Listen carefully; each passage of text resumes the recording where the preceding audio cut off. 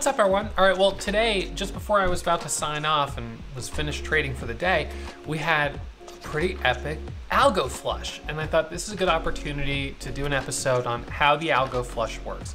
So whether you're a beginner trader or an experienced trader, these algo flushes where a stock drops like, 10% in 1 second, it's baffling. How does this happen?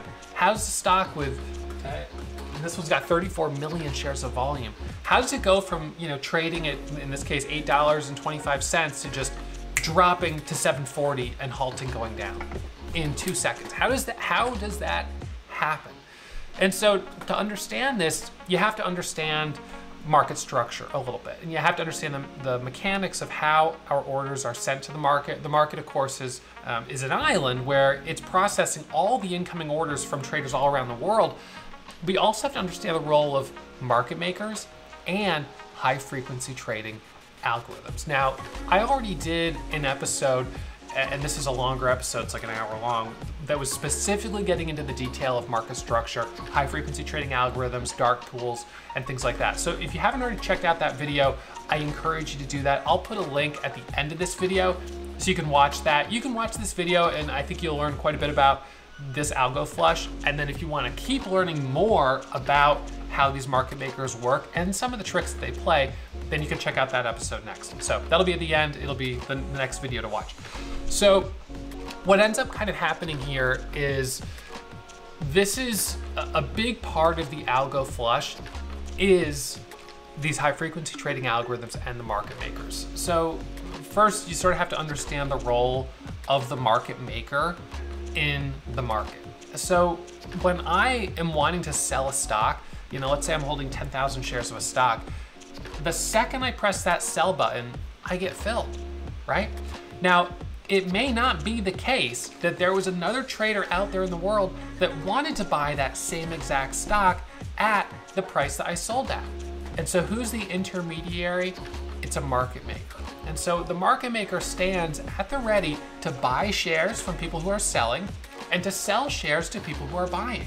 And they profit from the spread between the stock. Now they also carry risk by holding, it's kind of like a arbitrage, because they're holding for a very short period of time, thinking that, okay, I'll buy these shares from this guy Ross, but then I'm gonna turn around and resell them a minute later to someone else who wants them, or 5 minutes later, or whatever it is. So they're just holding for very short periods of time.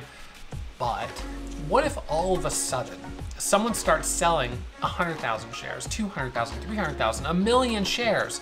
A market maker can't just buy an infinite number of shares.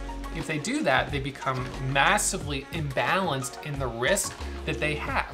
When they're providing the market for hundreds, thousands of different stocks, they have these risk models that that they're using to make sure their portfolio doesn't become imbalanced. And so they're adjusting their bids and their offers in real time based on what's happening in the market. Of course, they've trained, in the old days, it was actual market makers and specialists that were sitting at their computers or sitting on the exchange making the market. Well, that's not the case anymore.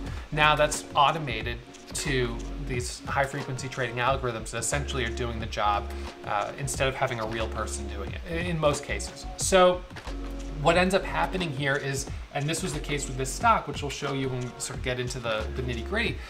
What happened was someone put out a really big sell order. Okay, so that sell order was received and it was processed. And now, because all of these market makers subscribe to these incredibly data-rich feeds from the exchanges, they see these big sell orders coming through. And now they're gonna start pulling their offers, right? Because they don't wanna oversell the stock, right? Or in this case, they're buying, so they don't wanna overbuy the stock. What if the stock is, the company's filed for bankruptcy? What if something really bad has happened? So part of their risk model is making sure that they don't overbuy or oversell. They have to maintain a balance on the position. Ultimately, the best market maker is going to be able to buy and sell the same number of shares in one day. Let's say it's 1 million shares, and they profit from the spread. So, 10,000 shares, a penny is $100. 100,000 shares, a penny is $1,000. 1 million shares, a penny is $10,000, right? It just keeps going up. So, this is where that's their goal. but that means the algo that they've employed needs to respond when there's sudden surges in demand or in supply. And so in this case, all of a sudden this big sell order comes in, and so it gets filled, probably with some slippage, and then the person sends another order that was even bigger. And now the market makers have already started to pull their offers. So pulling the bids. And then that order gets filled even lower. And now what starts to happen is this runaway cycle. Now you've got panic selling. Now you've got some stop orders they're firing. You've got some traders who are like, whoa, did this thing just drop 40 cents? And then that sort of triggers this immediate panic sell that goes right into the halt. And now in this case, because there was no actual news associated with it, it was just this algo flush, it's ended up rallying back up to pretty much where it was before the flush. So we're gonna get into it in a bit more detail. I'm gonna show you the chart. And if you're interested in market structure and you wanna learn a little bit more about how market makers work, how these high frequency trading algorithms work, then make sure you check out the episode at the end of this video. I think you'll get a lot out of it. All right, so I hope you enjoy, and I'll see you for the next episode.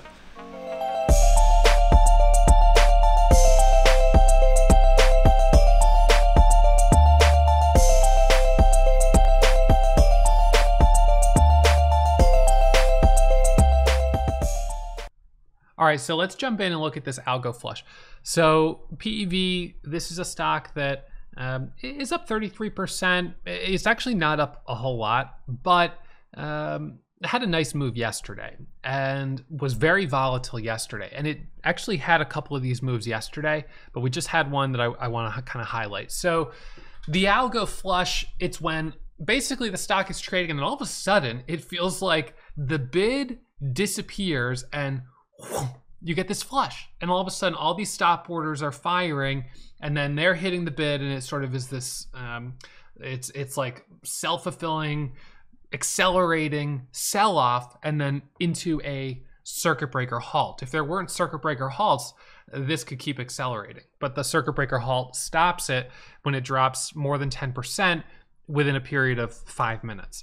So PEV, you know, was sort of trading fine today. I mean, a little choppy in a couple spots. There was a red candle here, but generally it was pretty good. It squeezes up to about 850, is pulling back, consolidating. Nothing really on the 1 minute super alarming. I mean, yes, it did have a false breakout right here. Well, kind of just a double top. You know, it tried to break this level, couldn't break it. So you've got a double top, sort of higher red volume, you know, but again, nothing super crazy. And then all of a sudden it drops right here in a 1 minute candle from 828 to 740. Boom, halts down. That's a 1 minute candle. So now let's zoom in on that 1 minute candle. On this time frame right here, we can look at a 10-second chart. So on a 10-second chart, basically it's like this thing just instantly dropped right there. Let's zoom it in one more time. 5-second chart. So on a 5-second chart, wow, that basically was like one candle. Let's look at this on a 1-second chart. On a 1-second chart, what you're gonna see is that basically this thing just instantly dropped to 8 first. And then it went all the way to 747. It held there for a second and then it dropped lower. So how does something like that happen? You know, the stock was trading at 825. I mean, what's the deal? And over on, of course, when you're watching a stock trade, you could see the orders going through. You could see the prints going through. One of the things that some traders will do is and you can do this on Thinkorswim very easily. You can filter the level 2 to show, or filter the time in sales to just show you orders over a certain share size. And so I'm going to show you this here, and this is small, but we'll make it a little bit bigger. So this shows you, oops, sorry. Where do we go? There we go, sorry. This shows you, we'll zoom it back in. This is right in this candle. And so what you see here, and I'll just move this out of the way because it's distracting, is there's a buy order of 7,000 shares, whatever, and then all of a sudden there's a 30,000 share sell order at $8. It fills at 8.10.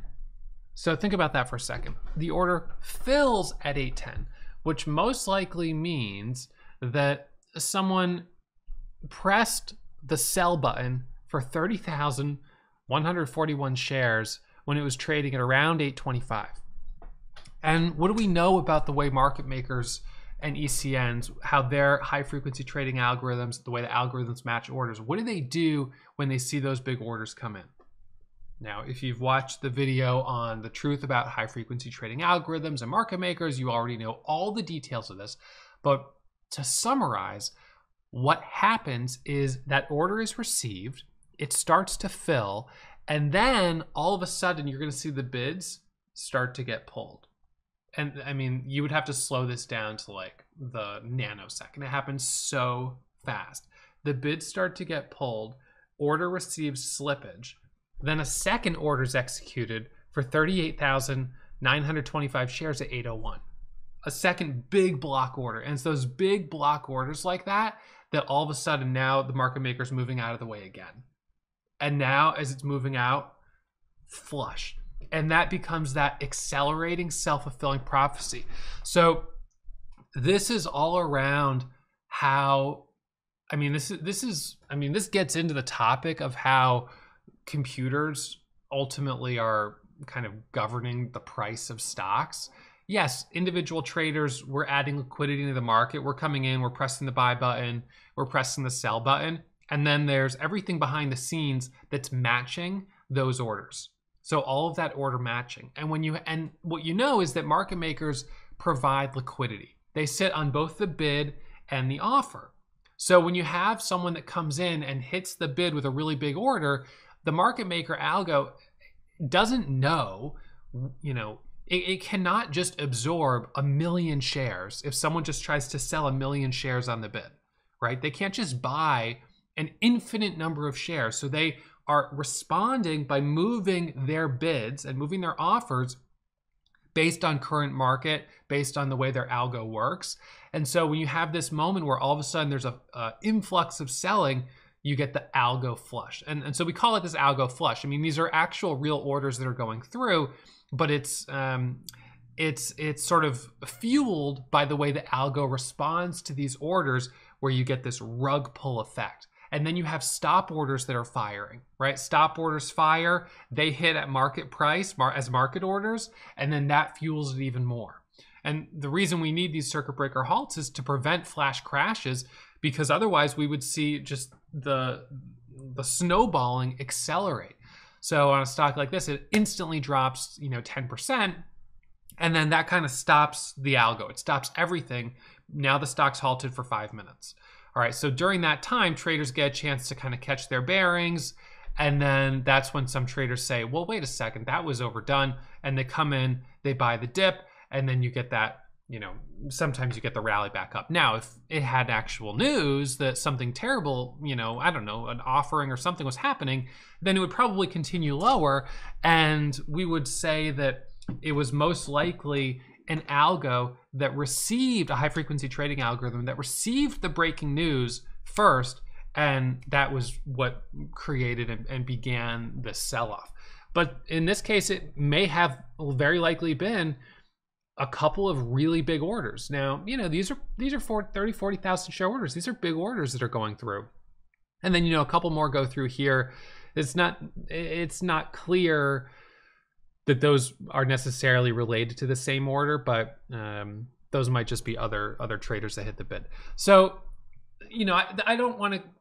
I'm not going to go into all the details of high frequency trading algorithms and market makers. If you guys are really interested in that, you want to learn more about that, you want to learn more about dark pool routing, then check out the other video I did on it. I think you'll really enjoy it. So I'll put the link up here in the top corner. Check out that video, The Truth on Market Makers and High Frequency Trading Algorithms. This was a good example. You got the algo flush, and you can also get algo spikes. It goes both ways. So learning how to sort of read the algo and understand how it works, I think is very helpful if you're trying to trade actively in these markets. All right, so that's it for me. Check out that video, and I'll see you guys first thing tomorrow morning.